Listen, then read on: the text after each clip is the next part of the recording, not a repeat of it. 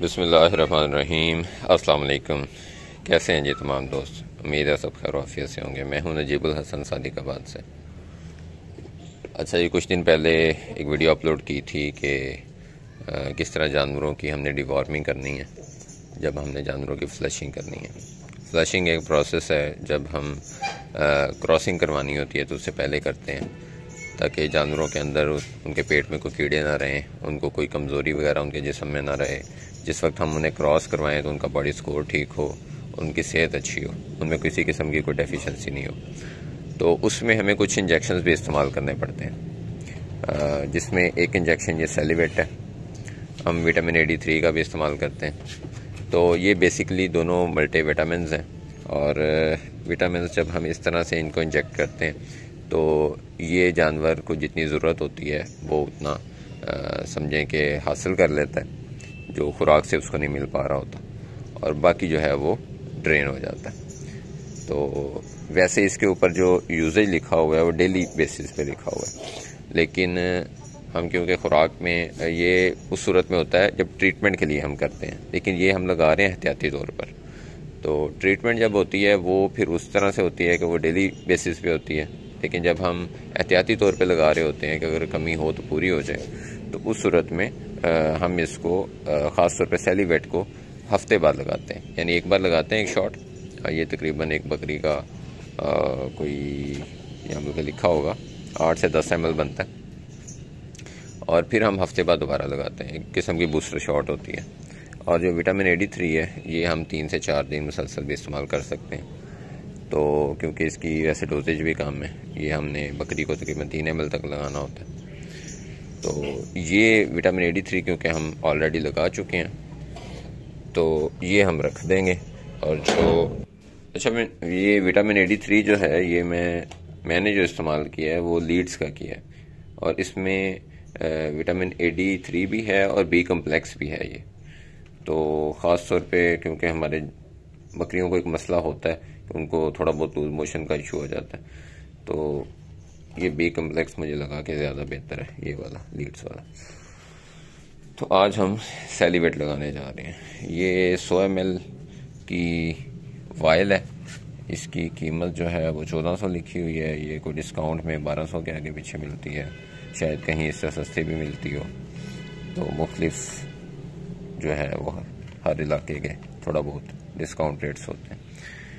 इसमें ये चीज़ें लिखी हुई हैं जी। इसमें है फी 10 ml लिखा हुआ है कि सोडियम सेलिनाइट, इसको सेलिनियम भी कहते हैं आई थिंक, 5 मिलीग्राम।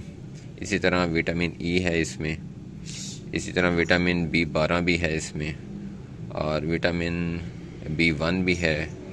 फिर ये एडोनेसन 5 फास्फोरिक एसिड है इसमें, और सार्बिटोल है। तो ये बड़ा परफेक्ट है ख़ास तौर पे फ्लशिंग में, कि जानवर की अक्सर जो कमज़ोरियाँ होती हैं जो हम नोट नहीं कर पाते, तो ये उसको कवर करती है।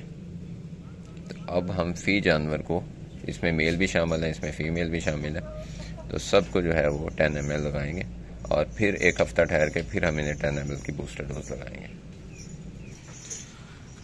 ये जी वो पट्ठे हैं जिनको हमने क्रॉस करवाना है। ये मोस्टली 4 दांत हैं, और हाँ जी 4 दांत हैं तकरीबन। ये हैं, ये सामने खड़ी हैं, और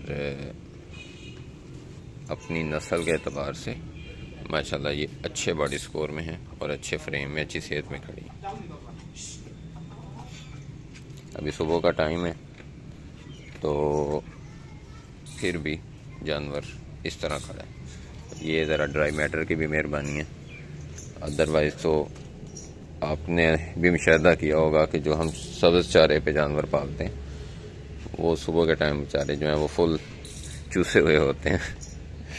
ठीक है जी, अब ये इंजेक्शन लगाते हैं, और हमारा समझे ये वाला स्टेप भी इंशाल्लाह जो है वो क्लियर हो जाएगा।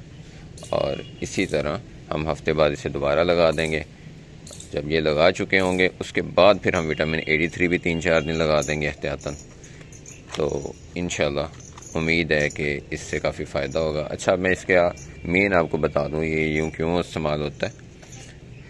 दरअसल अक्सर आपने देखा होगा कि बकरी बच्चे पैदा करती है तो वो उसका स्ट्रक्चर वाइज कोई ना कोई इशू होता है, या बच्चे इतने कमज़ोर होते हैं कि वो खड़े नहीं हो पाते, उनकी टांगें टेढ़ी होती हैं, उनके मसल जो हैं वो पूरी तरह से डेवलप नहीं होते।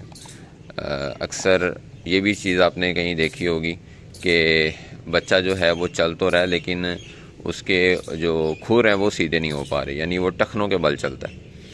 तो ये वाले जो जितने भी मसले हैं तकरीबन इससे रिकवर हो जाते हैं। बहुत हद तक चांसेस होते हैं कि अगर आप ये वाली अगर प्रॉपर फ्लशिंग करते हो और ये इंजेक्शन इस्तेमाल करते हो और उसके बाद खुराक अच्छी देते हो तो बच्चे हेल्दी सेहतमंद पैदा होंगे, उनमें ऐसा मसला नहीं होगा।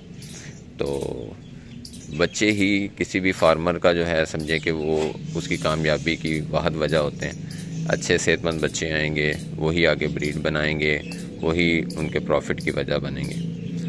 तो इसलिए उनके ऊपर कंप्रोमाइज़ नहीं हो सकता, तो ये वाली लापरवाही हम कर नहीं सकते। ठीक हो गया।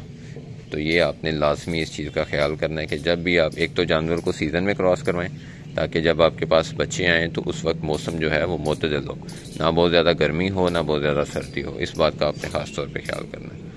और दूसरा ये है कि आपकी बकरियां, आपका बकरा जो है उस वक्त पूरी तरह से सेहतमंद हो, उनमें से कोई बीमार ना हो, कोई कमज़ोर ना हो।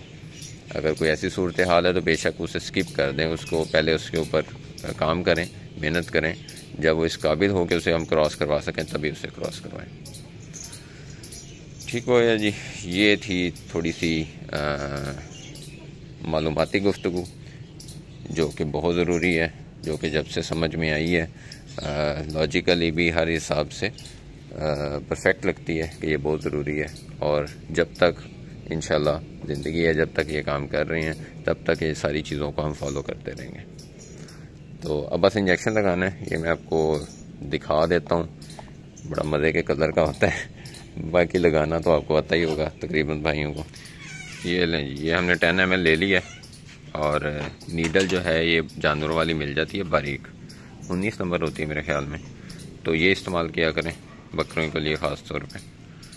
और ये हम लगा देंगे, हाँ ले आओ, ये हम लगा देंगे टीपू को। मोस्टली मैं जानवर की गर्दन में ही लगाता हूँ और मेरा तरीका अपना अपना होता है, जैसे आप मुतमिन हो।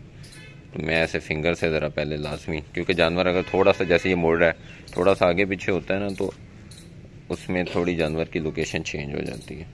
तो ये इस वक्त ये जगह परफेक्ट है, इधर हम थोड़ा सा इंजेक्शन को टेढ़ा सा करके इंजेक्ट कर देंगे और आराम से इसको लगा देंगे और ऊपर से अच्छी तरह मल दो, अच्छी तरह उसको मल देंगे। वैसे इसको अगर हम इस तरह से ज़रा मारें, थोड़ा सा दबा के मारें तो वो ज़्यादा बेहतर है। हल्का सा थप्पड़ मार दें जैसे थपकी मारते हैं। अब ये नहीं कि थड़प थड़प शुरू हो जाए, जिस तरह थपकी सी मारते हैं तो वो अच्छी तरह जो है वो समझे डिल्यूट हो जाता है, अंदर रुकता नहीं है इंजेक्शन एक जगह पे।